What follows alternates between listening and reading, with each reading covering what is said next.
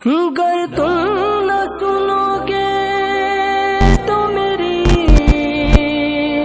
कौन सुनेगा।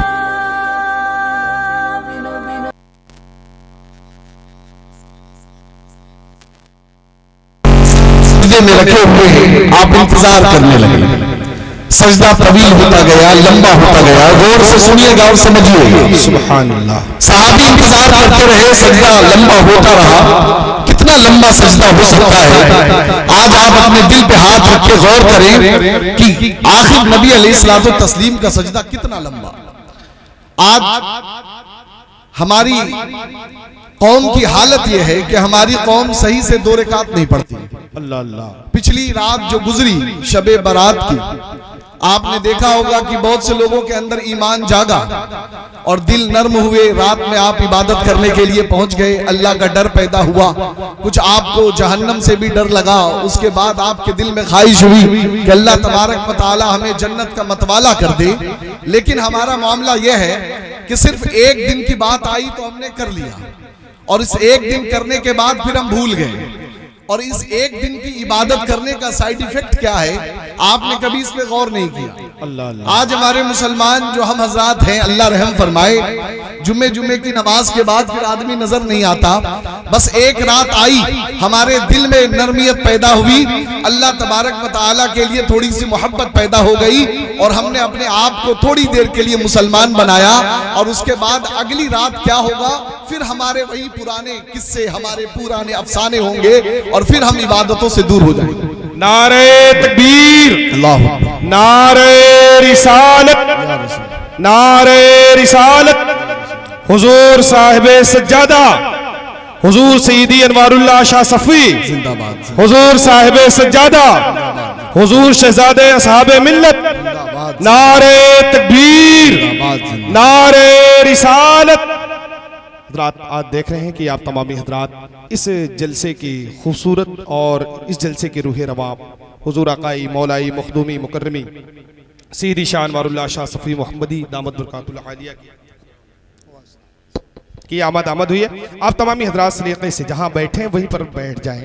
अब हजरत की आमद भी हो गई है। आप तमामी हजरात हजरत को देखें और अपने रूह को तस्कीन पहुँचाएँ। और ये खूबसूरत गुफ्तगू जो हज़रत अल्लामा मुफ्ती फैयाज साहब फरमा रहे हैं, इसे बगौर सुने और इस पर अमल करने की भी कोशिश करें। अब हज़रत बैठ जाएं, थोड़ा अफरा तफरी का माहौल ना करें। जिसको जहाँ जगह मिल जाए वहाँ जगह ले ले। बहुत अल्हम्दुलिल्लाह अच्छा इंतज़ाम है, कुर्सियों का भी इंतज़ाम है। इसके अलावा अल्हम्दुलिल्लाह ये पूरे मदरसे का सहन आपके इंतज़ार में है। लिहाजा आप हज़रात इधर उधर आप ना भटकें, बल्कि अल्लाह वालों की महफिल में बैठे। फज़कुरूनी अज़कुरकुम के तहत मुझे ये रब की रहमत से उम्मीद है आप यहाँ पे बैठ के अल्लाह का जिक्र करेंगे। अल्लाह तबारक व तआला अपने वादे के मुताबिक इससे अच्छी महफिल में आपका जिक्र करेगा। तो थोड़ी देर की तवज्जो बनाएं, और आपको जिसका इंतजार था वो नूरानी चेहरा भी सामने मौजूद है। साथ ही साथ खानदान के अल्हम्दुलिल्लाह और भी नूरानी मुकद्दस चेहरे मौजूद हैं, उनकी ज़ियारत करें। और इस जलसे पाक को सिर्फ आप अपने लिए ये समझ के न बैठें या हाजिरी न दें कि एक किसी वली के उर्स का मौका था तो हमने हाजिरी दे दी, बल्कि ये समझ के बैठें कि जिस तरीके से आज हम एक अल्लाह के वली के जलसे में बैठे हैं, इंशाअल्लाह कल जन्नत में भी इसी तरीके से उनके साथ बैठे हुए नजर आएंगे। नियत अच्छी करें, अल्लाह रब्बुल इज्जत बरकत देगा। बहरहाल ज़ाते मोहतरम, मेरा ये कहना है कि कुरान ये कह रहा है, ए ईमान वालों अल्लाह से डरो और सच्ची बात कहो, सीधी बात कहो। बात सीधी मैं आपसे कर रहा हूँ, एकदम सीधी। किसी तरीके से कोई इस्तकबाल कर ले। अलजामतुल शफिया मुबारकपुर के प्रिंसिपल साहब क़िबला तशरीफ ला रहे हैं, उस्ताद मोहतरम आली जनाब जी। नारे तकबीर, बद्र आलम साहब, नारे रिसालत, नारे जिंदाबाद। देखें मुफ्ती अशरफिया हज़रत अल्लामा मुफ्ती बद्र आलम साहब क़िबला बिस्वाही दामद बरकातुल आलिया की आमद हो रही है। नारे तकबीर, नारे रिसालत। उलमाए अहले सुन्नत, फैज़ाने हुजूर हाफ़िज़े मिल्लत, फैज़ाने हुजूर हाफ़िज़े मिल्लत, उर्से सफ़वी। नारे तकबीर, नारे रिसालत, नारे रिसालत।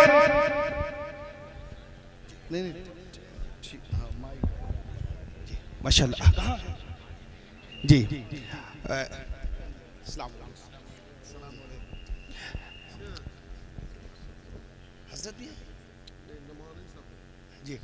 माशाल्लाह हज़रत के साथ में शहज़ादे हुजूर अज़ीज़ मिल्लत हज़रत अल्लामा नईमुद्दीन साहब क़िबला मुबारकपुरी भी जो है तशरीफ़ लाए हैं, जो सरकार हाफ़िज़ मिल्लत के नबीरा यानी कि पोते हैं। और आप तमामी हज़रात अच्छा हंजला अजीज़ी साहब भी जो है तशरीफ़ लाए हैं, जो सरकार हुजूर हाफ़िज़ मिल्लत के जो है नबीरा है। और आप देखेंगे ये नूरानी वो नूरानी चेहरे हैं कि जिनकी गुफ्तगू, जिनके लहजे, जिनके अंदाज़ बहुत ही खूबसूरत हैं। हम सब खुश नसीब हैं कि हम सब इनको देख पा रहे हैं और इनकी गुफ्तगू को इंशाअल्लाह उल अज़ीज़ सुनेंगे माशाअल्लाह इंशाअल्लाह। हज़रत मोहतरम तशरीफ रखें, बस 10 मिनट की बात है, सुन लें, अल्लाह रहम फरमाए। दरूद पाक पढ़ने अल्लाहुम्मा सल्ली अला सय्यिदिना व शफीअना व सल्लल्लाहु अलैहि वसल्लम व अला आलिहि व असहाबिहि व अज़वाजिहि व ज़ुर्रिय्यातिहि व अहलि बैति अजमईन। तो मैं अर्ज कर रहा था कि थोड़ी देर के लिए हमारे दिल नर्म हो जाते हैं और हमने कुछ अच्छे अमल कर लिए, उसके बाद ये समझते हैं कि साहब अब हमें अच्छे अमल की जरूरत नहीं। हमने जो सुना आपके दिल में यहाँ पे नर्म हुए, कल जाके आप फिर से अपने अखलाक को बदल लेते हैं। लेकिन आप कम से कम अपने सहाबा की सीरत पढ़ें। आपने हजरत हंजला रज़ी अल्लाह ताला अन्हु का नाम सुना होगा, सुना है? गुसैलुल मलाइका है, फरिश्तों ने आपको गुस्ल दिया, यूं ही गुस्ल नहीं दिया, अल्लाह के रसूल अलैहिस्सलातु तस्लीम के फरमान पर अपनी जान को कुर्बान कर दिया। तो फरिश्तों ने भी हजरत हंजला पर अपने आप को वार दिया, अपने आप को आप कुर्बानी पेश कर दी, हजरत अपनी मोहब्बतों की कुर्बानी पेश कर दी। हजरत मोहतरम वही हंजला रज़ी अल्लाह ताला अन्हु आप बयान फरमाते हैं कि एक दिन हम अपने नबी की बारगाह में बैठे हुए थे, हमारे नबी अलैहिस्सलातु तस्लीम ने जन्नत का जिक्र किया, जहन्नम का जिक्र किया, हश्र का जिक्र किया, हमारे दिल लरजने लगे, आंख से आंसू जारी हो गए, सहाबा रोने लगे, हमारे दिल से दुनिया की मोहब्बत निकल गई। हम जब वहां से उठे तो ये दिल में ख्याल लेके निकले कि अब दुनिया की तरफ पलट के कभी देखेंगे नहीं। लेकिन जब घर पहुंचे तो मामला ये हुआ कि घर में जब घर वालों से मुलाकात हुई, अपने बच्चों से बातें की, घर वालों के सामने बैठ के जब हमने खाना पीना खाया तो हमारा दिल जो नबी की बात सुन के आए थे उससे हटकर दुनिया की तरफ लगना शुरू हो गया। इसी तरीके से बातें करते करते जो नबी की बातें सुनकर दिल मेरा नर्म हुआ था, अब वो चीज दिल से हट गई। फिर रात हो गई, मैं अपने बिस्तर पे आराम के लिए चला गया, अचानक मेरी आंख खुल गई और मेरे तसव्वुर ने मुझसे कहा, ऐ हंजला तू कितना बड़ा मुनाफिक है कि तू जब नबी की बारगाह में बैठा था तो तुझे उस वक्त दुनिया छोटी लग रही थी, तूने दुनिया को तलाक देने की बात कह दी, दुनिया की तरफ तवज्जो देने की बात ना की, तूने ये कहा कि मैं आज से दीन की राह चलूंगा, दीन को मानूंगा, तेरा दिल नर्म हो गया। लेकिन ए हंजला क्या बात है कि तू घर आते ही अपने घर वालों से मिला और तू दीन को पीछे छोड़ दिया, तू तो मुनाफिक हो गया। हजरत हंजला रज़ी अल्लाह ताला अन्हु रात के अंधेरे में अपने घर से बाहर निकले, अपने दरवाजे को खोल के चिल्लाने लगे, ऐ लोगों सुनो सुनो, हंजला मुनाफिक हो गया, हंजला मुनाफिक हो गया। हजरत अबू बकर सिद्दीक रज़ी अल्लाह ताला अन्हु अपने दरवाजे से बाहर निकले, ऐ हंजला क्या बात है, हंजला मुनाफिक नहीं हो सकता। कहा ऐ अबू बकर हंजला मुनाफिक हो गया। कहा क्या बात है? कहा बात यह है कि जब हमने नबी की बात सुनी तो हमें यह लग रहा था कि हमें यही करना चाहिए, लेकिन जब मैं घर आया तो मैं उन बातों को भूल के दुनिया में लग गया, मैं तो मुनाफिक हो गया। हजरत अबू बकर सिद्दीक रज़ी अल्लाह ताला अन्हु वो भी रोने लगे, आपको लेके नबी की बारगाह में पहुंचे, या रसूल अल्लाह हंजला क्या कह रहा है? हजरत हंजला बार बार कह रहे, या रसूल अल्लाह आपका हंजला मुनाफिक हो गया। मेरे नबी ने फरमाया, ए हंजला नहीं, तू मुनाफिक नहीं हुआ। आपने कहा, या रसूल अल्लाह भला कैसे? जब मैं आपके पास बैठा था, आपकी बातें सुना तो मैंने दुनिया को तर्क कर दिया, लेकिन घर जाते ही फिर से मैं उन्हीं कामों में लग गया। हज़रत मेरे नबी ने फरमाया, हंजला तू मुनाफिक तो न हुआ, लेकिन जो तूने बातें सुनी थी अगर तू उसी पे लगा रहता, उसी पे अमल करता तो तेरा मर्तबा वो हो जाता कि तू बिस्तर में रहता या रास्ता चलता, तब भी अल्लाह के फरिश्ते तुझसे मुसाफा करते। बेशक सुभान अल्लाह, सुभान मुसाफा करते। आप जरा सोचे एक तरफ हमारा ये मामला है, हमने यहाँ सुना, घर जाके अपने कानों से बातों को निकाल दिया, दीन को भूल गए, फिर से हम दुनियावी कामों में लग गए। आप ये समझते हैं जनाबे वाला कि जुम्मे की नमाज और बाद में ये एक शब की शब्बेदारी आपको बचा लेगी? अल्लाह रहम फरमाए। मैं बात थोड़ी सी कड़वी करता हूँ, शायद आपको बुरा भी लग जाए, लेकिन मैं नहीं कहता। आप कभी पढ़े अपने बुजुर्गों के बारे में। हजरत सुफियान सौरी रज़ी अल्लाह ताला अन्हु एक बहुत बड़े बुजुर्ग हैं। वो जवानी में ही आपकी कमर झुक गई थी, जवानी में आपकी कमर झुक गई। आपके शागिर्दों ने आपसे पूछा कि हुजूर आपकी कमर कैसे झुक गई? गौर से सुनिए, जो आज हमने माज़अल्लाह अपने थोड़े से अमल पे भरोसा कर लिया, मस्जिदों को आज खाली छोड़ दिया, मदरसों में आज तालिब इल्म नहीं मिल रहे कि उनको पढ़ाया जाए। आज हालत ये हो गई है कि आपके घर में कुरान है लेकिन कुरान धूल खा रहा। रमजान आ रहा है, आप कैसी तरावी सुनेंगे या आपका ईमान जानता है? आप मस्जिद में तरावी सुनने जाएंगे या धमा चौकड़ी करने जाएंगे या आपका ईमान जानता है? आप ऐसे हाफिज को ढूंढ के लाओगे जो आपको 3 दिन में कुरान सुना दे और इतनी स्पीड से पढ़ दे कि आपको एक आयत एक रुकू न समझ में आए, लेकिन आप कुरान सुनोगे। जनाबे वाला, आप जो भी कर रहे हैं महज एक दिखावे की बात है। आप अल्लाह की बारगाह में क्या हिसाब देंगे, आप खुद इसकी तैयारी कर लीजिए। आज दुनिया की हालत यह है कि आज हम कोई चीज करने जाते हैं तो उसके लिए भी हम देखते हैं इसमें प्रॉफिट कितना है, इसमें नुकसान क्या है, लेकिन जब दीन की बात आती है तो कोई नुकसान नजर नहीं आता। हजरत हातिम बिन असम एक बुजुर्ग हैं, नाम सुना हो शायद आपने। एक मर्तबा उनकी जोहर की जमात छूट गई, नमाज नहीं छूटी, जोहर की जमात छूट गई हजरत हातिम बिन असम की। आप बैठ के रोने लगे, रोते रोते आंखों से आंसू जारी हैं। एक साहब गुजरे, हजरत अबू इसहाक आके तसल्ली दी, साहब क्यों रो रहे हैं? कहा मैं इस वजह से रो रहा हूं कि मेरी जमात छूट गई। जमात छूट गई तो रो रहे। आज हमारी नमाजें छूट जाती हैं, आंख से आंसू का एक कतरा नहीं गुजरता। आगे सुनिए जो हजरत हातिम बिन असम ने बड़ी बात कही। कहा मामला यह है कि अगर मेरा बेटा मर जाता तो 10,000 लोग आके मुझे तसल्ली देते, लेकिन मेरी जमात छूट गई, मुझसे एक आदमी ने भी आके तसल्ली नहीं की। इससे मालूम यह चला कि लोगों के नजदीक दीन का घाटा कुछ भी नहीं, उनके लिए तो सिर्फ दुनिया का ही नुकसान काफी है। हजरत मोहतरम, ये हमारे बुजुर्गों की हालत है। तो हजरत इमाम हसन बसरी, हजरत सुफियान सौरी फरमाते हैं कि मेरी कमर इस वजह से झुक गई कि मैंने जिस उस्ताद से इल्म हासिल किया, जब उनके नज़ा का वक्त, आखिरी वक्त करीब आया तो मैं उनसे मिलने के लिए गया तो मेरे उस्ताद ने कहा, ए बेटे, मैंने दीन की बड़ी खिदमत की, मैंने दीन के लिए बड़े काम किए, बड़े बड़े आलिम पैदा किए, लेकिन जब आखिरी वक्त है मेरे नज़ा का तो मेरे रब ने मुझे अपनी दरबार से धुतकार दिया कि तेरे अमल को मैंने कबूल नहीं किया। हजरत सुफियान सौरी कहते हैं कि जब मैंने ये देखा इतने बड़े आलिम को अल्लाह रब्बुल इज्जत ने अपनी बारगाह से धुतकार दिया तो भरा मेरा क्या बनेगा। इस खौफ से मेरी पीठ टेढ़ी हो गई। जनाबे वाला जरा सोचिए, इतनी खिदमत करने वाले के साथ जब ये हाल हो सकता है, बाकी अल्लाह ने जो उनके साथ मामलात फरमाए वो अल्लाह बेहतर जाने। लेकिन इबरत की बात आपके लिए, हमारे लिए है कि आप जुम्मे की नमाज को अपने लिए काफी समझते हैं। आप जरा सोचें, इतने अमल करने वाले को भी अल्लाह रब्बुल इज्जत जब कोई मौका नहीं देता तो हमारी और आपकी कौन सी औकात?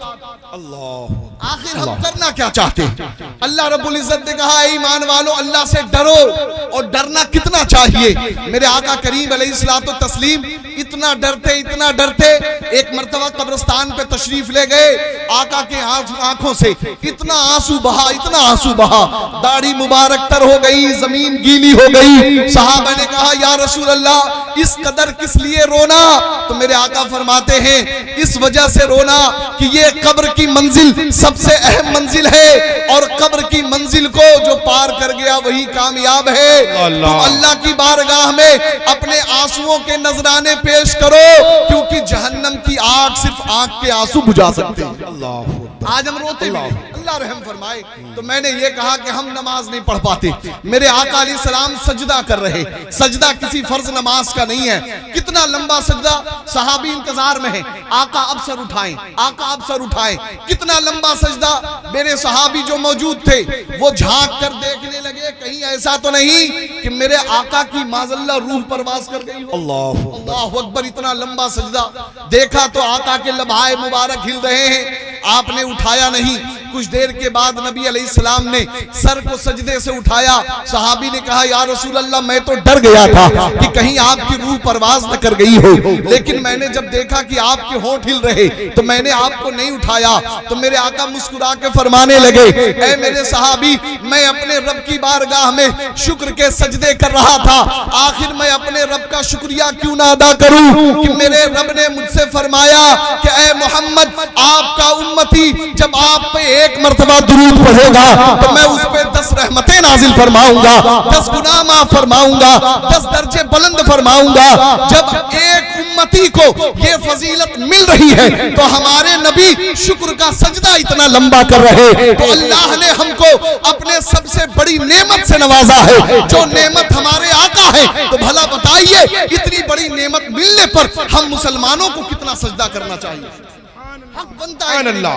सुभान अल्लाह। हमने तैयारी नहीं की। आखिरी बात कह के गुफ्तगू खत्म कर दूं, हम सबको हिसाब देना। हमारा बच्चा जब इम्तिहान को जाता है तो हमें बेकरारी समझ में आती है। एक बुजुर्ग हैं, वो एक दिन अपने दोस्तों के साथ बैठे हुए थे, तो उन्होंने अपने दोस्तों से कहा कि मेरी उम्र 60 साल की हो गई। कितनी हो गई? 60 साल की। उनका नाम था ज़ैद बिन सुम्त। वो फरमाते कि मेरी उम्र 60 साल की हो गई, और जब मैंने अपने 60 साला जिंदगी के दिन गिने तो कुल 21,600 दिन हुए। कितने? 21,600। आगे बयान फरमाते हैं कि मैंने ये सोचा कि अगर 21,600 दिन में अगर मैंने रोजाना एक गुनाह किया तो ये कुल 21,600 हो गए। मैं अपने रब की बारगाह में इन गुनाहों का हिसाब कैसे दूं? जी, ये वो जमाना था कि जब आदमी एक दिन में एक गुनाह काउंट करता था, लेकिन आज का जमाना यह है कि पूरे दिन में एक नेकी शुमार करना, एक नेकी गिनना भारी पड़ जाता है। गुनाहों की ऐसी कसरत है, वो जब जोड़ने लगे ऐसा अल्लाह का खौफ पैदा हुआ, चीख मारा, रूह निकल गई। हजरत मोहतरम, अगर हम अपने ऊपर गौर करें तो हमें क्या बनेगा? हम कहां से अपना हिसाब पेश कर पाएंगे? बस कहना यही है। एक साहब अपने बच्चे को लेके सो रहे थे, रात में बच्चा कभी इधर करवट बदले कभी उधर करवट बदले। बाप ने बेटे से पूछा, बेटा क्या बात, तुम्हें नींद नहीं आ रही? बेटे ने कहा, अब्बा हुजूर, मैं इस वजह से नहीं सो पा रहा हूं कि कल जुमेरात का दिन है और मेरे उस्ताद ने मुझे जितना सबक पढ़ाया है, कल मेरे उस्ताद वो सारा सबक मुझसे पूछेंगे, सुनेंगे। अगर मैं नहीं सुना पाया तो मेरे उस्ताद मुझे मारेंगे, सजा देंगे। बाप ने जब ये बात सुनी, उसके दिल को लग गई, वो चीखों पुकार करने लगा, रोने लगा।